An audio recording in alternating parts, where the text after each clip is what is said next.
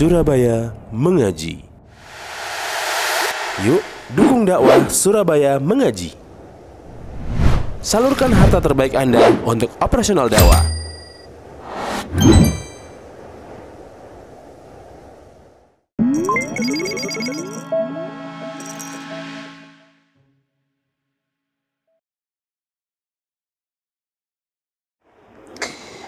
Assalamualaikum warahmatullahi wabarakatuh.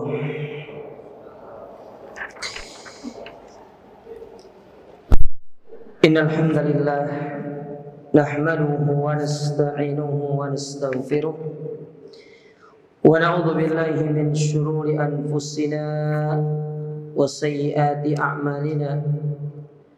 Man yahdihillahu fala mudilla lahu wa may yudlil fala hadiya lahu. وأشهد أن لا إله إلا الله وحده لا شريك له وأشهد أن محمدا عبده ورسوله. أما بعد kaum muslimin wal muslimat, para jamaah yang semoga senantiasa dirahmati Allah. Alhamdulillah, kita bersyukur kepada Allah Azza wa Jalla pada kesempatan malam hari yang berbahagia ini. Allah Subhanahu wa ta'ala kembali mempertemukan kita di dalam majelis yang mulia ini, An-Nawawiyah, yang syarahnya kita ambil dari tulisan Fadilatul Syekh Muhammad ibn Shalih Al-Utsaimin rahimahullahu ta'ala. Tapi sekarang kita masuk ke hadis yang ke-23. Hadis yang ke-23, hadis dari Abu Malik Al-Harith ibn Asim Al-Ash'ari radhiyallahu ta'ala anhu.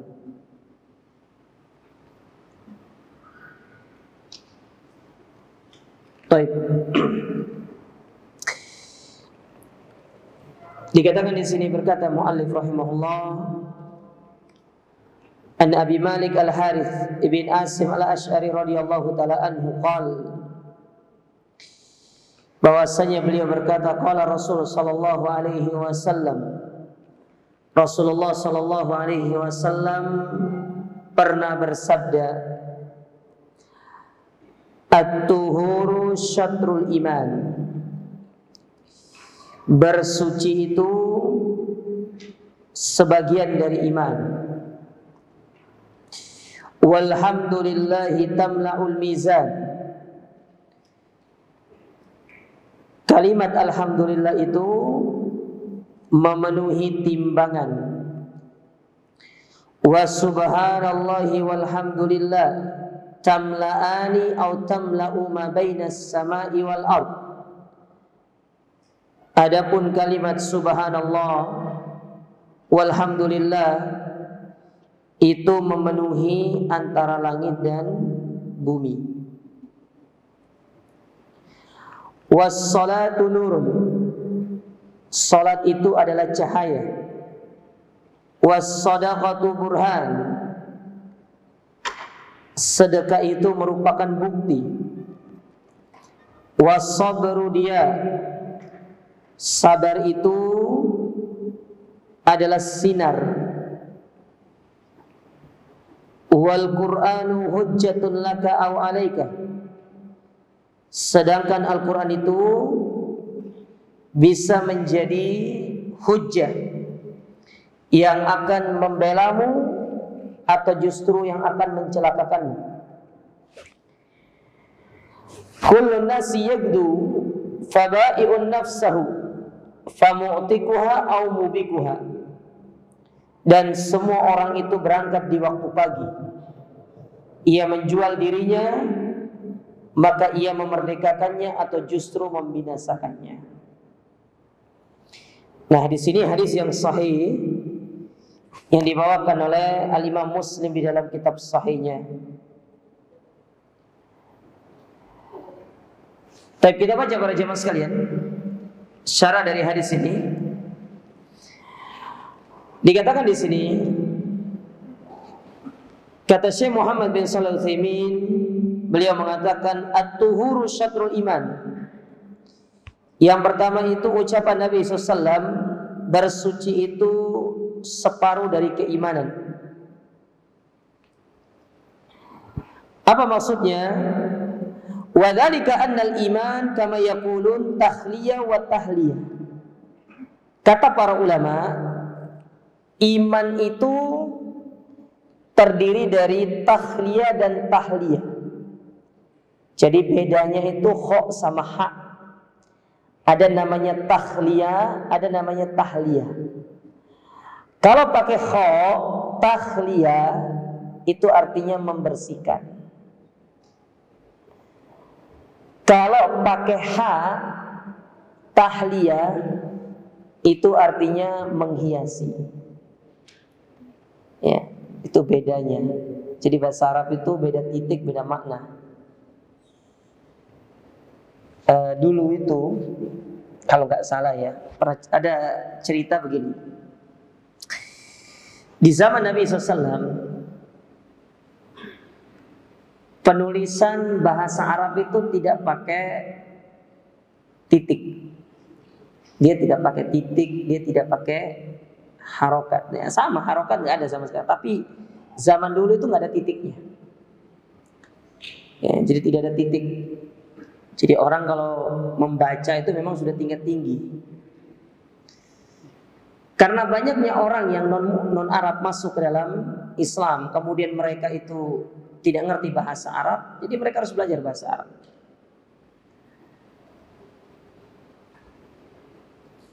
Karena mereka nggak ngerti bahasa Arab, mereka nggak tahu baca, maka sempat terjadi kesalahan. Kesalahannya itu fatal. Jadi dulu ada di antara para penulis hadis itu, mereka kelebihan titik. Harusnya habbatus sauda dawaun likulida. Habbatus sauda itu obat dari segala macam penyakit. Tetapi dia nggak nulis habbatus sauda, tapi hayyatus sauda. Kelebihan titik, entah itu karena tintanya yang jatuh atau apa, yang harusnya habbatus sauda menjadi hayyatus sauda. Kalau habbatus sauda antum tahu kan? Kalau hayyatus sauda, ular hitam. Ular hitam obat dari segala macam penyakit.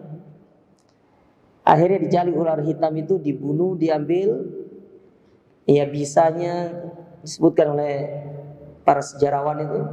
Ada yang disebut diambil bisanya, ada yang mengatakan diambil darahnya, lalu diracik jadi obat.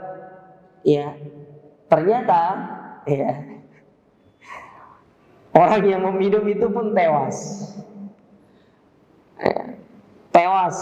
Nah dari situ benar-benar penggunaan titik kemudian harokat dari ya harokat kemudian segala macam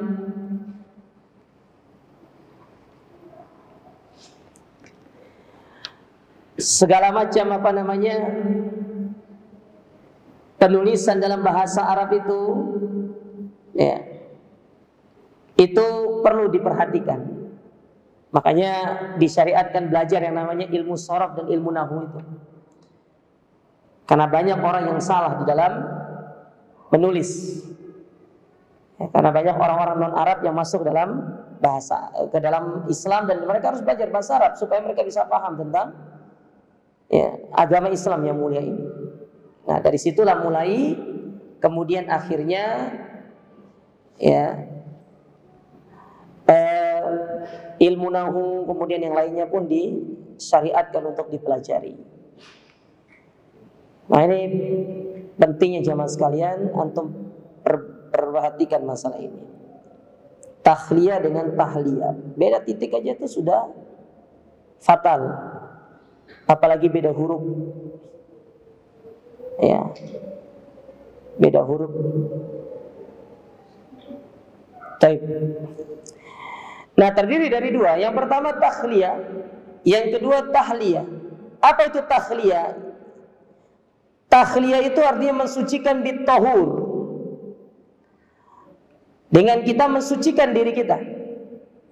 Wa tahliyah, adapun tahliyah itu bi fi'li ta'at, dengan melaksanakan ketaatan.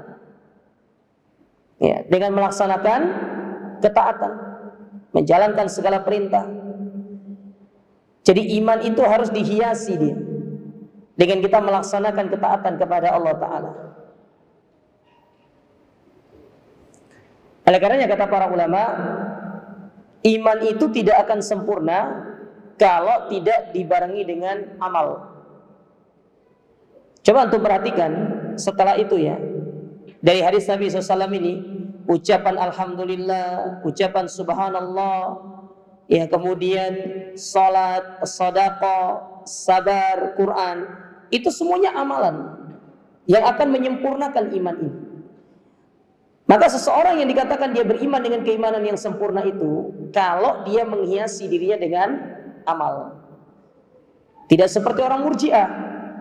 Orang Murji'ah mereka mengatakan amal itu tidak mempengaruhi iman.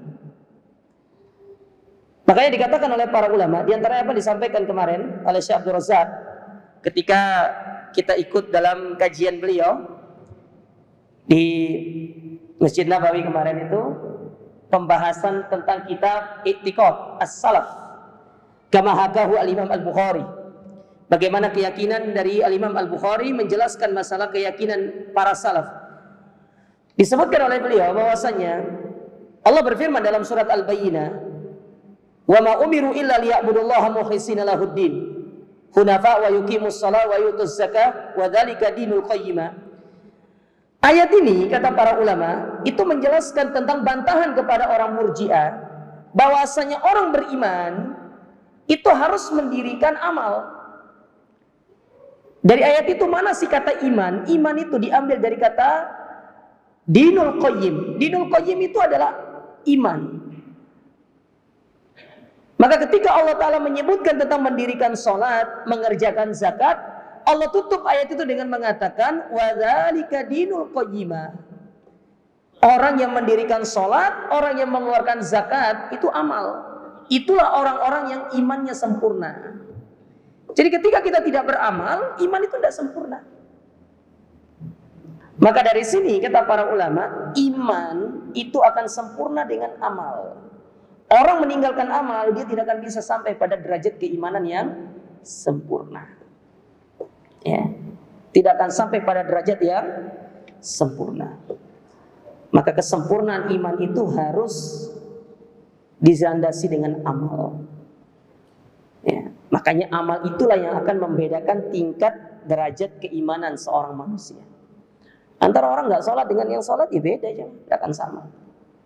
Ya, gimana ceritanya untuk mengatakan antara orang yang sholat tidak sholat itu bisa sama? Ya tidak akan sama. Antara orang jahil dengan orang berilmu itu tidak sama. Allah yang membedakan semua itu. Nah, makanya ucapannya orang-orang Murji'ah, ya, ucapan orang-orang Murji'ah, ya,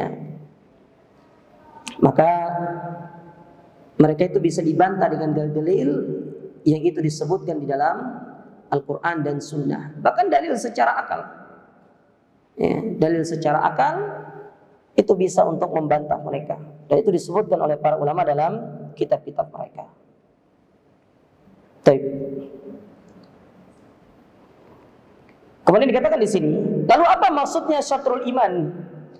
Maka kata Syekh Muhammad bin Shalih Al-Utsaimin, at-takhalli anis syirki.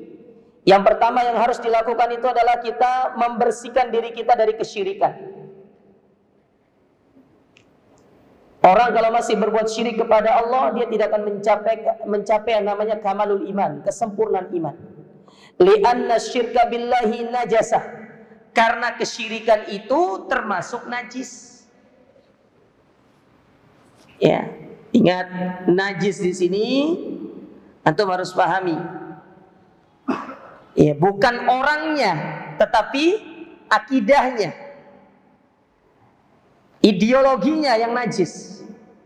Tapi kalau orangnya tidak. Sekarang nih ada orang kafir pegang makanan antum atau pegang antum. Kalau dia najis, maka antum tidak boleh sholat. Harus antum membersihkan diri antum dulu.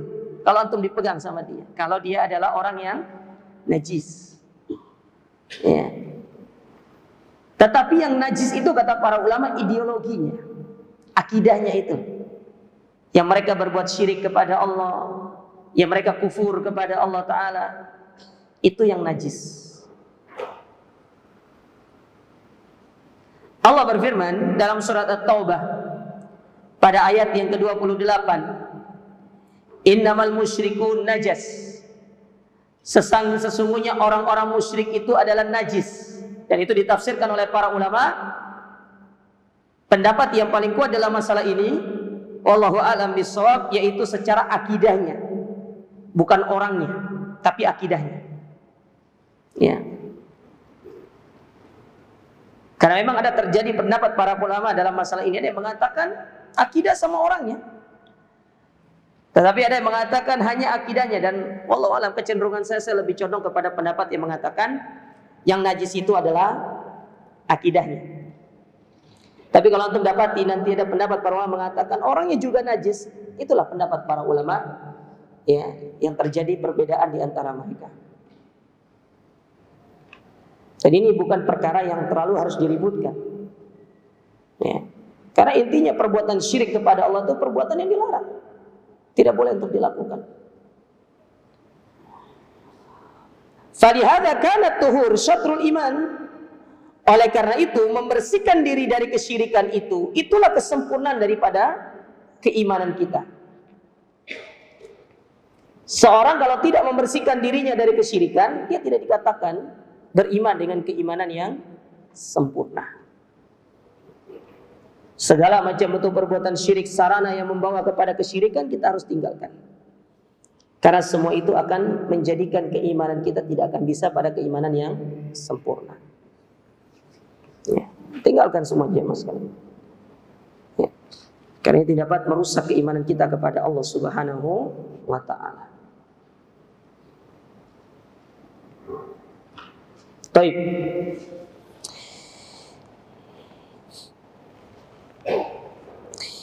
Kemudian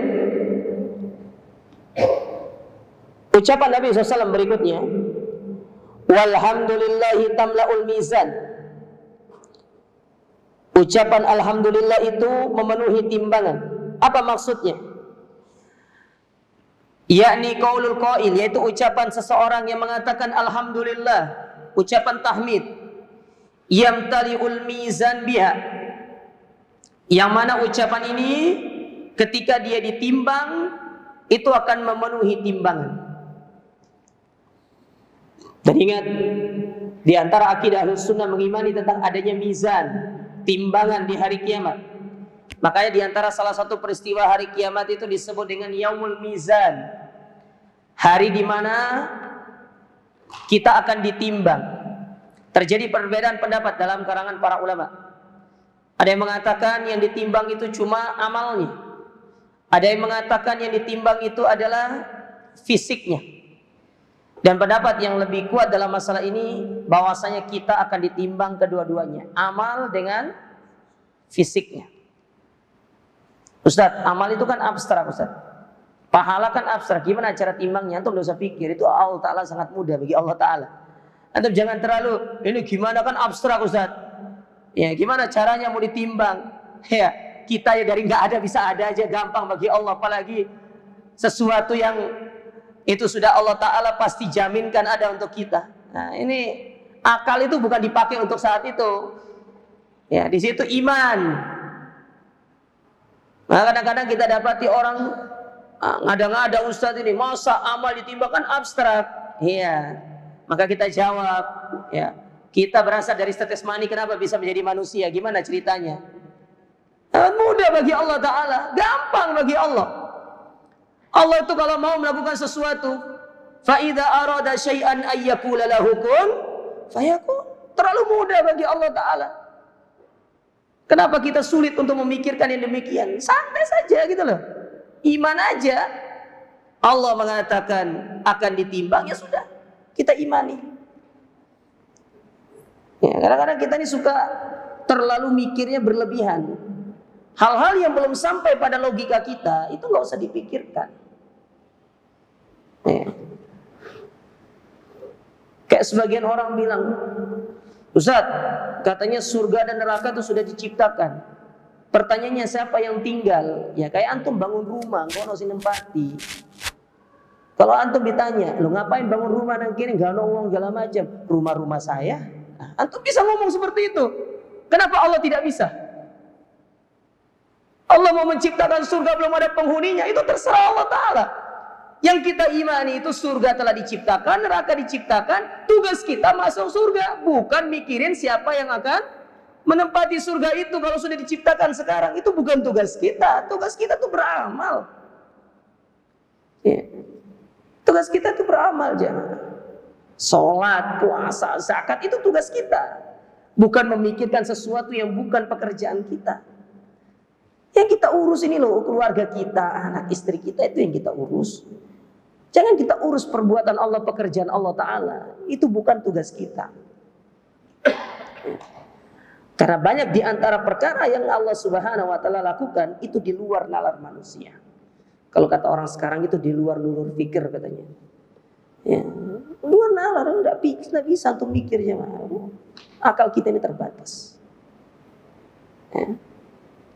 Jadi stop kita berpikir sesuatu yang tidak sampai pada logika kita. Jadi pendapat yang paling kuat dalam masalah itu, dan saya lebih condong kepada pendapat ini, yang akan ditimbang itu adalah semuanya, baik amal ataupun jasad kita, fisik kita. Karena pernah satu ketika Abdullah bin Mas'ud itu kelihatan betisnya, maka diketawakan oleh para sahabat karena betisnya Ibnu Mas'ud itu kecil sekali. Maka Nabi SAW pun marah dengan mengatakan kalau sekiranya ya betisnya Ibnu Mas'ud ini ditimbang itu lebih berat daripada gunung Uhud. Betisnya doang itu, belum amalnya. Antum tahu gimana Abdullah bin Mas'ud itu baru betisnya aja ditimbang itu lebih berat daripada gunung Uhud. Gunung Uhud panjangnya 7 kilo, lebarnya 8 kilo. Itu lebih berat tidak lebih berat daripada betisnya Abdullah bin Mas'ud. Nah, kalau betis kita seberat apa? Bisa lebih berat daripada gunung Uhud itu? Ya. Nah, ini dalil yang disebutkan oleh para ulama bahwasanya jasad itu atau fisik itu akan ditimbang. Taib. Di antara dalil yang menjelaskan bahwasanya adanya timbangan pada hari kiamat, yaitu firman Allah Ta'ala dalam surat Al-Anbiya.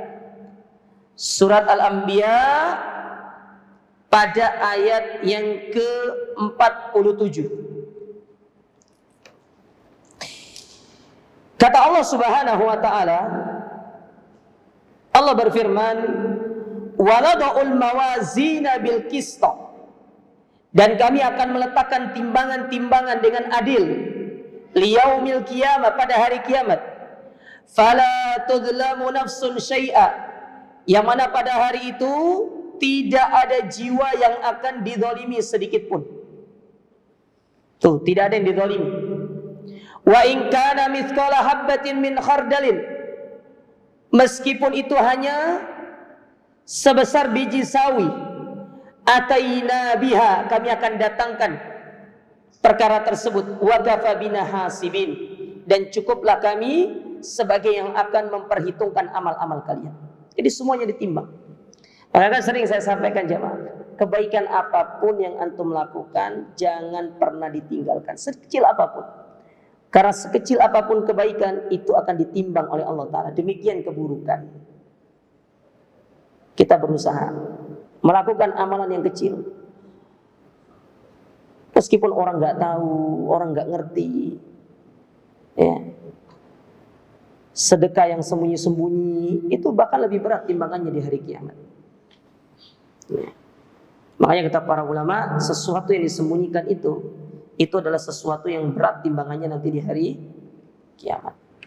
Berat timbangannya nanti di hari kiamat. Ya. Baik. Nah, ini dalil yang menjelaskan tentang adanya timbangan. Semua itu akan ditimbang.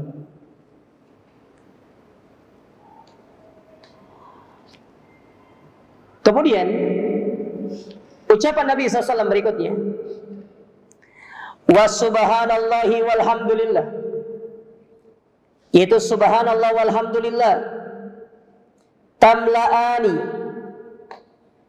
atau tamla'u, keduanya akan memenuhi.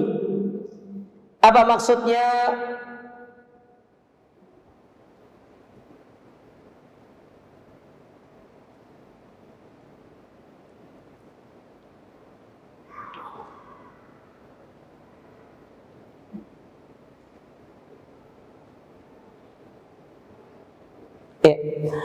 Hadhihi syakkun minar rawi. Ini adalah perkara yang diragu-ragukan oleh rawi dari hadis ini. Yakni hal qala tamla'ani ma bainas sama au tamla'u. Makanya beliau membawakan dua bentuk di situ. Apakah Nabi menyebutkan tamla'ani au tamla'u?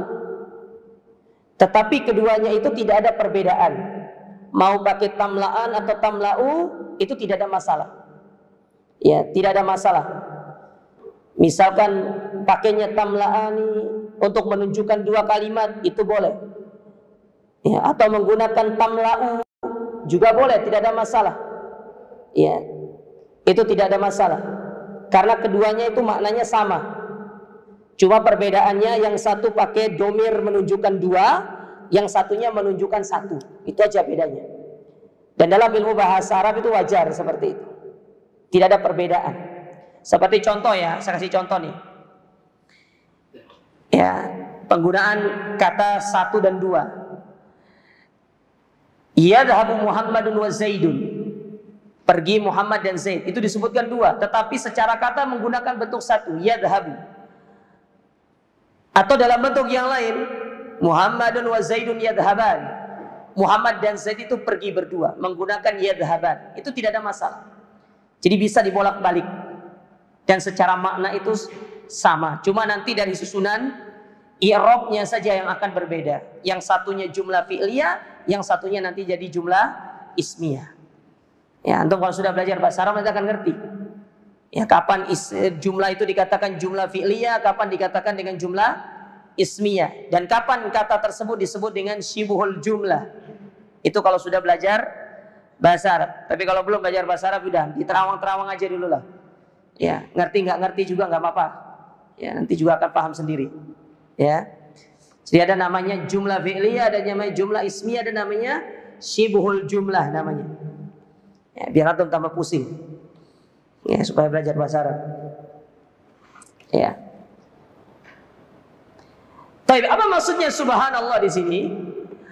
Ay tanzihan lillahi azza wa jalla an kulli ma la yaliqu bihi. Yaitu kita mensucikan Allah Subhanahu wa taala dari segala sesuatu yang tidak pantas bagi Allah. Mana contohnya yang tidak pantas? Ketika kita mengatakan Allah punya anak, itu enggak pantas. Perhatikan ya sifat ini ya. Sifat tidak punya anak, ketika antum lekatkan kepada Allah, itu menjadi sifat yang tercela. Bisa dipahami ini? Ketika antum katakan Allah punya anak, itu sama hanya dengan antum sedang mencela Allah Ta'ala. Dan itu sifat tercela bagi Allah. Tetapi kalau antum lekatkan sifat punya anak ini kepada manusia, justru itu sebagai sifat yang sempurna kepada manusia. Karena di antara sifat kesempurnaan manusia itu orang menikah punya anak. Kalau menikah nggak punya anak, justru ini suatu hal yang kurang. Ya, bisa dipahami ini? Ya. Jadi ada sifat-sifat yang kalau diletakkan kepada Allah Ta'ala, dia justru menjadi perkara yang menjelekkan Allah. Seperti Allah Ta'ala punya anak. Itu tercela bagi Allah. Allah nggak punya anak. Sedangkan kalau manusia, kalau nggak punya anak, kalau dia punya anak, itu sifat yang terpuji. Orang menikah itu kan ingin punya anak. Kalau dia tidak punya anak, kan itu satu hal yang kurang bagi dia. Tapi beda halnya sama Allah. Makanya Allah mengatakan lam yalid wa lam yulad. Allah tidak beranak. Karena bagi Allah Ta'ala sifat memiliki anak itu adalah sifat yang tercela. Sebaliknya kalau pada manusia, sifat memiliki anak itu justru adalah sifat yang sempurna. Ya, sifat yang sempurna. Contoh yang lain.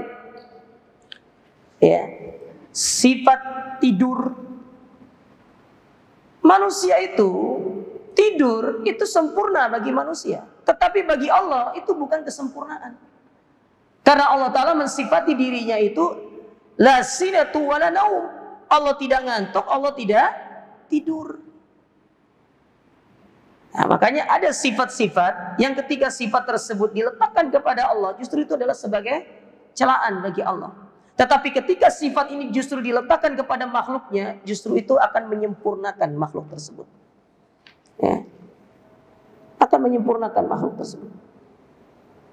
Contoh yang lain, Allah mengatakan bal yadahu mabsutatan. Dalam ayat yang lain Allah mengatakan kedua tangan Allah itu kanan. Bagi Allah, kedua tangan Allah itu kanan, itu sempurna bagi Allah.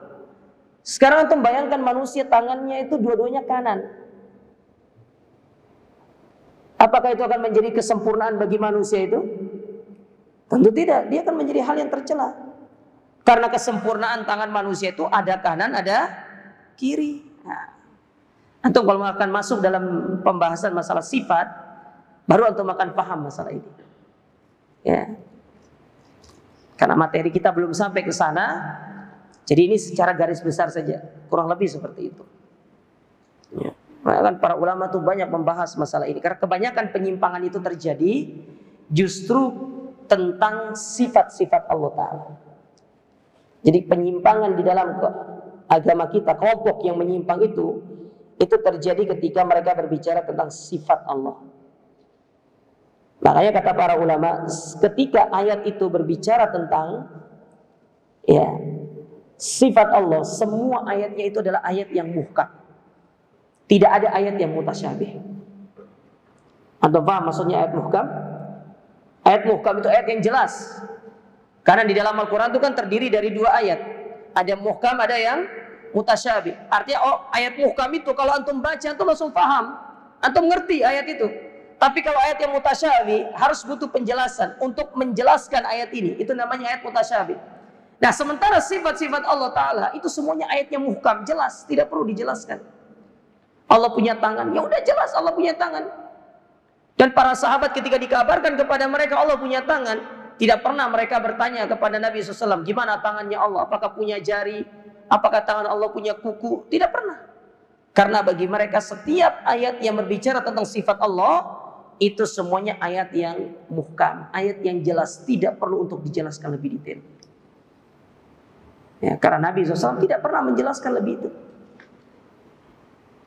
Tapi kelompok-kelompok yang menyimpang, Mu'tazilah, Jahmiyah, Kullabiyah, kemudian Qadariyah, Murji'ah, dan yang lainnya, Asy'ariyah, Maturidiyah, mereka itu mentakwil sifat-sifat Allah.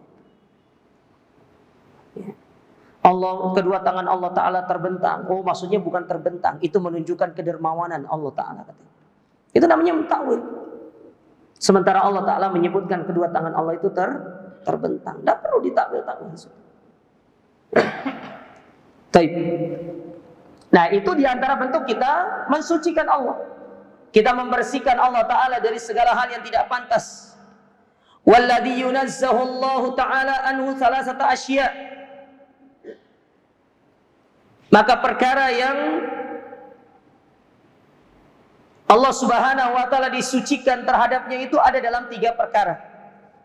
Yang pertama, sifatun naqsi, yaitu sifat kurang.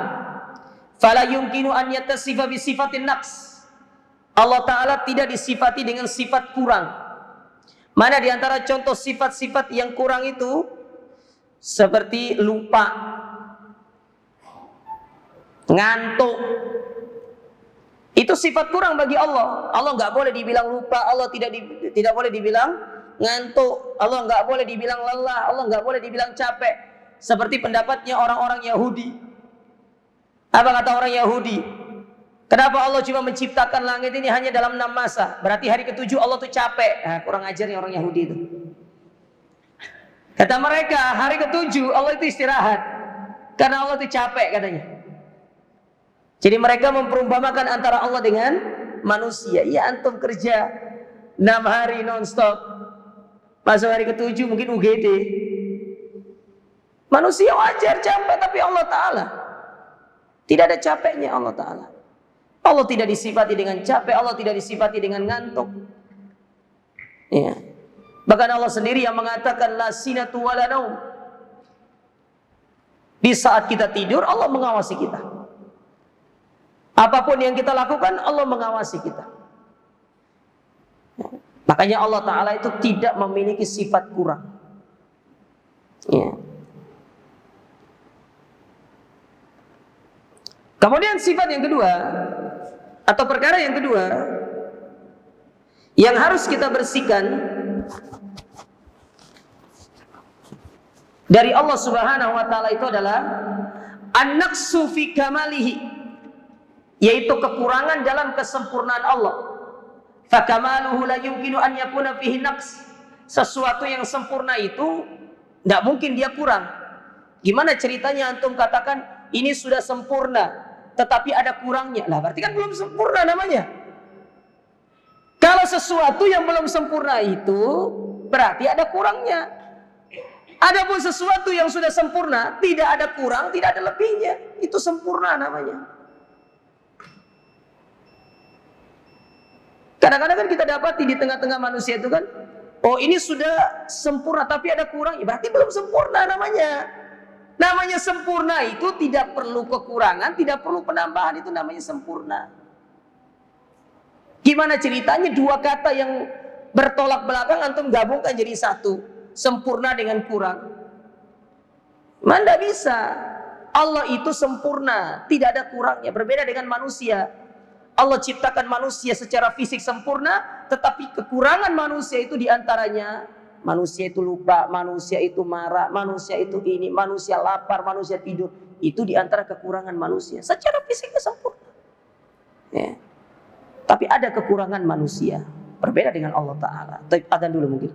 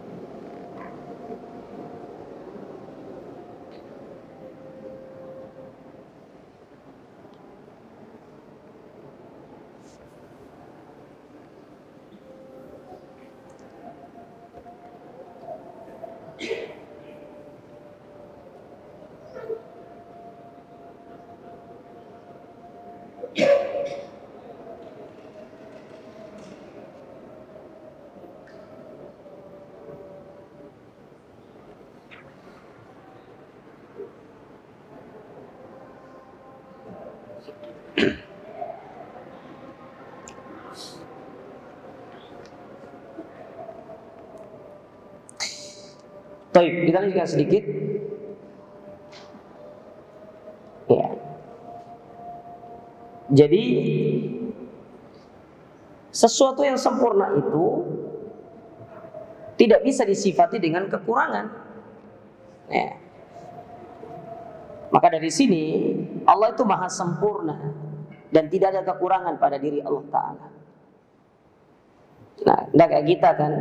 Kita itu memiliki sifat mendengar, tapi ada kurangnya. Pendengaran kita terbatas. Kita memiliki sifat melihat, tetapi penglihatan kita terbatas. Berbeda dengan Allah Ta'ala. Allah melihat, Allah mendengar segala sesuatu. Tidak ada batasannya. Baik yang disembunyikan, yang disimpan di dalam hati, semuanya Allah Ta'ala mendengarnya. Baik. Sedangkan yang ketiga, perkara yang harus kita bersihkan dari Allah Ta'ala itu adalah mumatsalatul makhluk, memperumpamakan antara Allah dengan makhluknya. Ini yang nggak boleh. Ya. Seperti yang dilakukan oleh para pengikut hawa nafsu ahlul bidah, menyebutkan Allah Ta'ala mirip dengan makhluk. Ya. Padahal Allah Ta'ala dalam Al-Quran telah mengatakan sendiri, laisa kamitslihi syai' wa huwas sami'ul basir. Allah itu tidak serupa dengan sesuatu yang Allah ciptakan, karena Allah itu maha mendengar lagi maha mengetahui. Nah, ini tiga hal yang harus dihilangkan dari kita mensucikan Allah Ta'ala. Yang pertama sifat kurang, kemudian kekurangan dalam kesempurnaan, dan yang ketiga ini yang sering terjadi, mumatsalatul makhluk, ketika kita memperumpamakan antara Allah dengan makhluknya. Seperti yang diungkapkan oleh sebagian kelompok yang menyimpang, kata mereka, turunnya Allah ke langit dunia seperti turunnya aku dari singgasanaku. Nah, Itu memperumpamakan namanya. Itu tidak boleh. Itu kita harus bersihkan dari Allah Ta'ala. Tanzihun anillah, harus dibersihkan dari Allah Subhanahu wa Ta'ala. Tapi kita tambah sedikit. Kemudian saya membawakan dalil-dalil dari ketiga sifat ini. Yang pertama, yaitu kita membersihkan Allah dari sifat kekurangan. Firman Allah dalam surat Al-Furqan, "Wa tawakkal 'alal hayyil ladzi la yamut." Bertawakallah kalian kepada yang maha hidup dan tidak akan pernah mati. Makanya Allah Ta'ala itu tidak disifati dengan, diawali dengan ketiadaan, diakhiri dengan ketiadaan. Tidak. Allah Ta'ala itu sudah ada sejak zaman azali dan tidak akan pernah mati. Dan dalil-dalil yang menjelaskan dalam masalah itu sangat banyak. Tapi mana sifat kurang dalam ayat ini? Sifat kurangnya itu adalah al-maut, kematian. Karena sifat mati itu adalah sifat yang kurang. Makhluk yang meninggal, yang mati itu makhluk. Allah Ta'ala tidak mati. Makanya Allah mengatakan, "Wa tawakkal 'alal hayyil ladzi la yamut." Bertawakallah kalian kepada yang maha hidup dan tidak akan pernah mati. Ya, tidak akan pernah mati. Makanya ketika Nabi SAW meninggal dunia, yang paling bijaksana dalam menyikapi Nabi meninggal itu hanya Abu Bakar. Abu Bakar As-Siddiq. Ketika Umar datang melihat Nabi meninggal, kemudian beliau pun keluar dengan mengatakan, yang mengatakan Nabi meninggal dunia, saya akan pukul dia. Bahkan ada yang mengatakan Nabi meninggal dunia, dipukul sama Umar bin Khattab. Baru keluar Abu Bakar dengan wibawanya. Abu Bakar mengatakan, "Man kana ya'budullah fa innallaha hayyun la yamut." Barang siapa yang beribadah kepada Allah, Allah itu tidak mati. Allah itu maha hidup. "Wa man kana ya'budu Muhammad fa inna Muhammadan qad mat." Dan barang siapa yang beribadah kepada Muhammad, Muhammad itu sudah meninggal dunia. Ya. Nah, dari sini kita tahu bagaimana keutamaan Abu Bakar As-Siddiq, sahabat yang luar biasa, bijaksana. Ya, sifat yang sangat luar biasa dari Abu Bakar. Kemudian dalil berikutnya masih pada poin yang pertama, yaitu sifat kurang. Dalam surat Al-Baqarah Allah berfirman, "La ta'khudhuhu sinatun wa la naum." Allah itu tidak ngantuk, tidak pula tidur. Jadi Allah membersihkan dirinya dari dua sifat. Sifat yang pertama as-sinah, dan yang kedua an-naum, ngantuk. Dan yang kedua tidur. Itu sifat kurang bagi Allah Ta'ala. Karena sifat ngantuk dan tidur itu sifatnya makhluk, manusia. Manusia. Saya yakin tidak ada di antara antum yang kuat begadang 24 jam dalam waktu 3 hari. Ada? Mungkin mau uji nyali 24 jam antum tidak tidur, tapi selama 3 hari. Ada kan? Ya, manusia butuh tidur, manusia pasti ngantuk. Ya, manusia pasti ngantuk, manusia pasti tidur. Makhluk pasti merasakan yang namanya tidur dan ngantuk. Nah, ini perlu diperhatikan. Baik.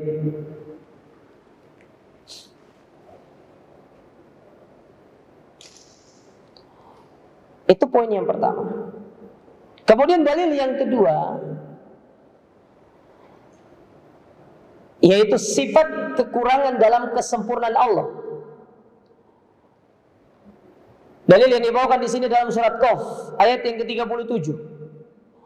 Apa kata Allah? "Wa khalaqnas samawati wal ard wa ma bainahuma fi sittati ayyam wa ma massana min lughub." Ya, kata Allah Subhanahu wa taala, nah ini nih, orang-orang yang Yahudi nih ngomongnya begini nih. Allah sebutkan terkait masalah ini.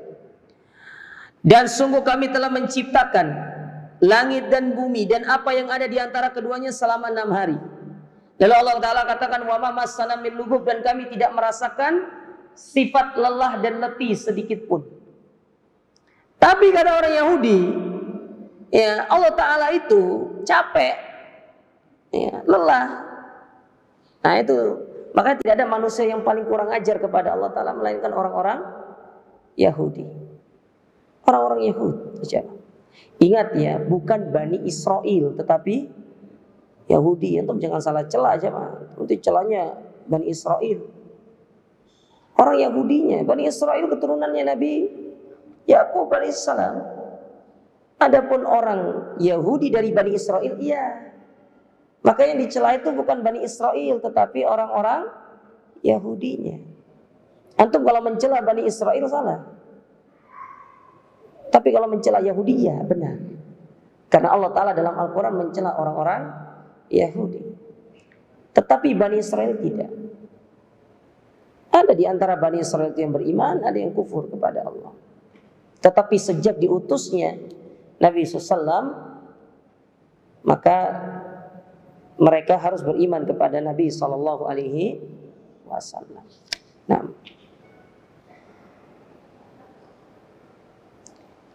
Nah, di situ Allah Ta'ala mensifati dirinya dengan tidak lelah dan tidak capek. Manusia itu lelah, capek aja. Ya.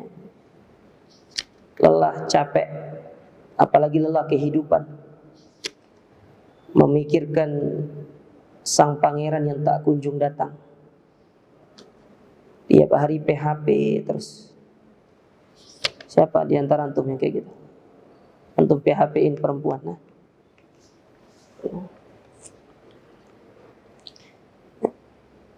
Kemudian yang ketiga, dalil yang ketiga yang dibawakan di sini berkaitan dengan tidak boleh kita memperumpamakan antara Allah dengan makhluk. Dalam surat Asy-Syura ayat yang ke-11.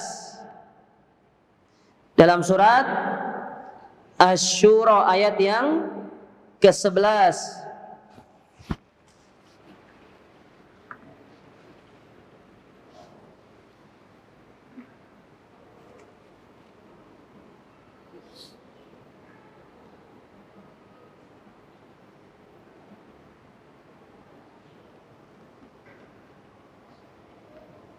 Ya. Allah berfirman, "Laisa kamitslihi syai' wa huwas samiul basir." Bahwasanya Allah tidak sama dengan sesuatu apapun karena Dia yang Maha mendengar lagi Maha melihat. Ya. Nah, di sini Allah Subhanahu wa taala menyebutkan tentang bagaimana kesempurnaan Allah Ta'ala. Maha mendengar lagi Maha melihat. Ya, berbeda dengan manusia. Ya. Manusia,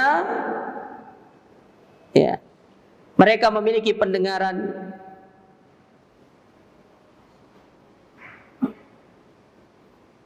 tetapi pendengaran manusia itu, ya, ada batasannya. Nah, dari sini kita bisa mengetahui,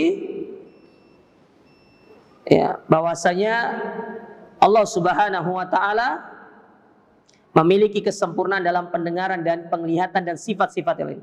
Berbeda dengan manusia, memiliki kekurangan, ya, dan kekurangan manusia itu terdapat dalam banyak hal, bahkan dalam segala sisi, ya, kekurangan manusia itu banyak. Wallahu a'lam bishawab. Ya, ini yang bisa kita ambil pada kesempatan yang berbahagia ini. Kurang lebihnya mohon maaf. Aqulu qouli hadza subhanakallahumma rabbana bihamdika asyhadu an la ilaha illa anta astaghfiruka wa atubu ilaik. Wassalamualaikum warahmatullahi wabarakatuh.